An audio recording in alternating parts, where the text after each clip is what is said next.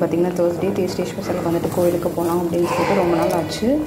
கோயிலில் ஏதாவது பிரசாதம் கொடுத்து, ஸோ அதனால் தேர்ஸ்டே எல்லா ஸ்பெஷல் ஏதாவது கொடுக்கணும் அப்படிங்கிறக்காக பாசிப்பருப்பு பாயசம் செய்யலாம் அப்படின்னு சொல்லிட்டு பாசிப்பருப்பு பாயசம் வந்து 1/4 கிலோ பாசிப்பருப்பு பாயசம் போட்டு அடுப்பில் வச்சுருக்கேன். குக்கரில் வச்சுருந்தா கொஞ்சம் ஈஸியாக இருக்கும், பட் டேஸ்ட்டு போயிடும் அப்படிங்கிறக்காக நான் பாத்திரத்தில் வச்சுருக்கேன்.